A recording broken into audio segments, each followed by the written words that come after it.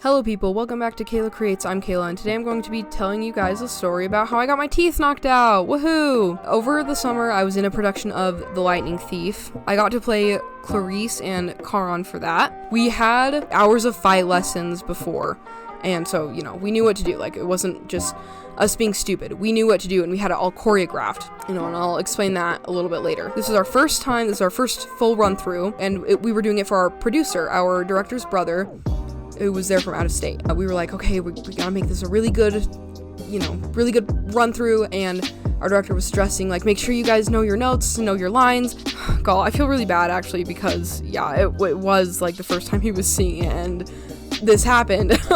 So we were doing the scene Put You in Your Place, which, if you don't know, if you've never seen the musical, it's the capture the flag scene. That's when Clarisse has like her whole song right there, and half of it is blocking, which is just basically when you're like, okay, at this part I move to this place, or you stand here, you stand there, like just kind of movement on stage. That's blocking. Half of it's that blocking, the other half is fighting. In the books, Clarisse has a spear, so I was learning with a spear, the rest of the campers were learning with a sword, and we had it all. We knew enough at this point to choreograph it and say, I'm going to do this specific move at this specific note, or whatever.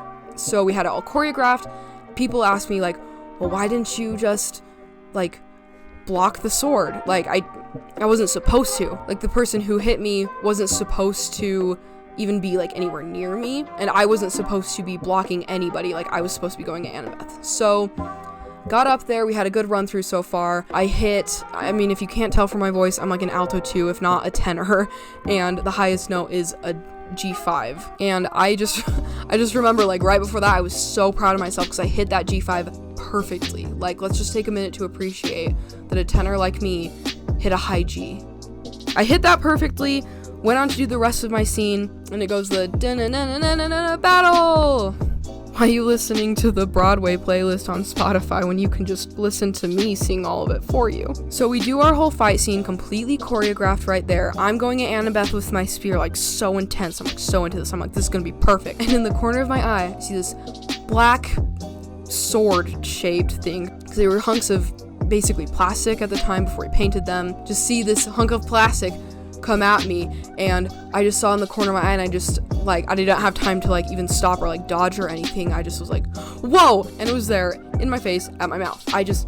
Whoa, like, I stumbled back for a minute, I covered my mouth, like, I feel like I kind of knew immediately, like, oh dear, there goes my teeth, but it took me a minute to really comprehend it. So as I was standing there just with my mouth covered, and they stopped the music, they were like, oh my gosh, are you okay? What happened? Yeah, I'm fine. I was still covering my mouth. And then I kind of, like, felt that there wasn't anything there. So I just kind of felt around a little bit. I was like, whoa. Just said, I think I broke my teeth to everybody. And they all just stared at me. Nobody did anything. Nobody knew what to do. My friend comes over and he's like, okay, this is what we're gonna do. We're gonna go to the dentist, okay? Do you know where your dentist is? And I was like, yeah. And I was kind of confused. I was like, why is everybody acting like this? But he was like, okay, give me your phone. We're gonna go to your dentist. I'll call your mom and tell her what happened. And I think actually part of the reason I was so hysterical that night is because everybody was trying to be so calm. When you're trying not to freak out, so the injured person doesn't freak out, you know it's bad, right? Like, if everybody else had been freaking out, I probably would have been like, no, it's fine, it's okay, I promise, don't worry. But since they were all like, no, you're okay, it's okay, we promise, I was like, well, then I'm not okay. Yeah, honestly, I really do think that was, like, part of the reason that I was, like, so hysterical that night. So he calls my mom, we walk out toward his car. He was about to drive me to my dentist because I was like, there's no way I can drive right now. So he was about to drive me there. We see these group of people walk by. Like, I just had to, like, sit down, like, take a minute to cry, I think. I don't even know. While he called my mom, these people walked past, and, they were obviously wondering what happened. He was like, yeah, there was a little accident, and they were so sweet. They handed us, like, a water bottle and some napkins for me to hold out my mouth and some ibuprofen, and they were just the sweetest people. I never found out who they were. There was really no way. Thank you guys so much. Oh my gosh, you guys are the sweetest people. I don't know who you are, but you guys are the sweetest. So I had to take the napkin off so we could take a picture and send it to my mom. Gosh, I've deleted this picture from both my mom's phone and my phone. It was pretty awful because the angle that he took the picture at made it like just the way my lip, because my lip was already swollen, of course.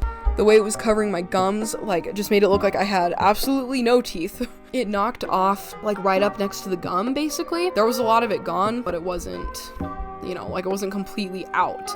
And that's what the picture made it look like, and that was scary. So my mom comes up to where I am. We put the tooth pieces that I had in my hand that I just, like, caught when I grabbed my mouth into the water bottle. Heaven knows where the rest of the pieces are. So she starts driving me. Oh my gosh, that ride seemed like forever. She's asking me what happened. I was like, I don't know. I can barely move. Like, I can barely talk. Like, why are you asking me this now? And I'm absolutely hysterical. Thank goodness our dentist was available and he wasn't like out of town that night. So he came into the office and they got right to work, and it only took an hour before it just used some regular cavity fillings. I had teeth again.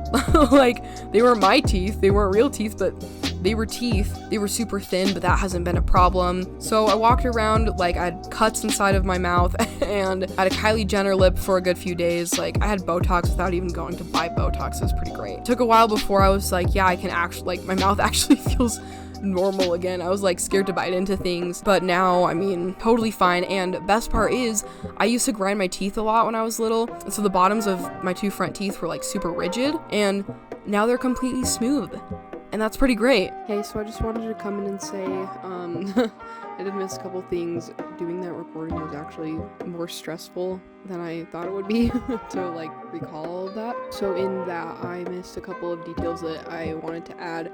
One is that my tooth was knocked up to the nerve. The nerve ending was exposed like in the tooth, and that's why it was so uncomfortable.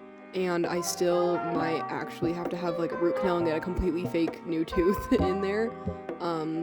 We'll just have to see. That might not be for several years, but that's just something that came with having the nerve exposed. Like, my tooth may eventually die. We'll just have to see. Also, I couldn't end the video without having this little story because I think it's hilarious. I got home, I was all dressed up that day. I was wearing, like, I had my hair done and I had my makeup done, and I went to go use my special Mary Kay eye makeup remover to take it off after I got home from the dentist, and I reached for what I thought was the eye makeup remover, poured a little thing on, it wasn't a little thing, I like dumped it onto the cotton swab, and I even was like, this doesn't smell like my eye makeup remover, this smells kind of funny, this is a lot stronger. And I was like, I know that smell.